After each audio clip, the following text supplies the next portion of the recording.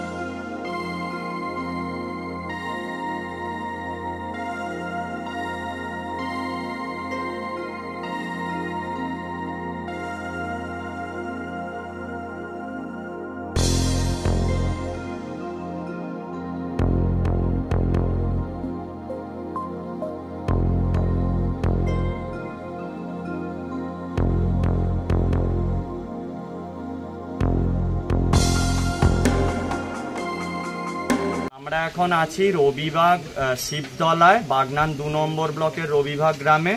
তো এখানে আজকে সকালে আমাদের নেপালদার মাছ ধরার মুগরিতে একটি বড় কেউটে সাপ প্রায় 5 ফুটের কাছে সেটি আটকা পড়ে।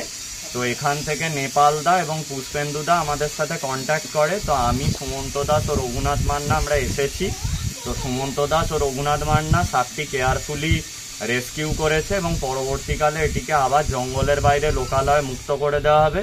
তো এখন বর্ষাকাল, এখন সাপের আনাগোনা লেগে থাকে, তাই মানুষকে একটু সচেতন হতে হবে, সাবধানে থাকতে হবে। যেমন বাড়ির আশেপাশে জঞ্জাল রাখবেন না, ব্লিচিং পাউডার ছড়াবেন, বা কোনো জঞ্জাল বা কোনো জ্বালানিতে হাত দিতে গেলে তার আগে একবার লাঠি দিয়ে জ্বালানিটা বা খড়ের গাদাটা নাড়িয়ে নেবেন। এবং রাত্রেবেলা শোয়ার সময় বিছানা ঝেড়ে পরিষ্কার করে শোবেন এবং অবশ্যই মশারি টাঙাবেন। এবং মানুষের একটা ভুল ধারণা আছে যে কার্বলিক অ্যাসিড দিলে বোধহয় সাপ আসে না, এটা ভুল কথা। কার্বলিক অ্যাসিডে কিছুই হয় না। তো আপনারা সবাই সচেতন থাকুন। এবং মনোক্লেড কোবরা বা কেউটে সাপ হাইলি নিউরোটক্সিন বিষ ক্যারি করে, এরা তীব্র বিষধর। তো কোনো বিষধর সাপ যদি কাউকে কামড়ে দেয় তাহলে নিকটের সরকারি হাসপাতালে যান, কোনো ওঝাগুনিনের কাছে যাবেন না, কারণ সাপের কামড়ের একমাত্র ওষুধ হচ্ছে এভিএস, সেটা একমাত্র হাসপাতালেই সম্ভব। ধন্যবাদ জানাই নেপালদা, পুষ্পেন্দুদা এবং এই গ্রামের সকল লোকজনকে যে তারা সচেতন নাগরিক হওয়ার পরিচয় দিয়েছে।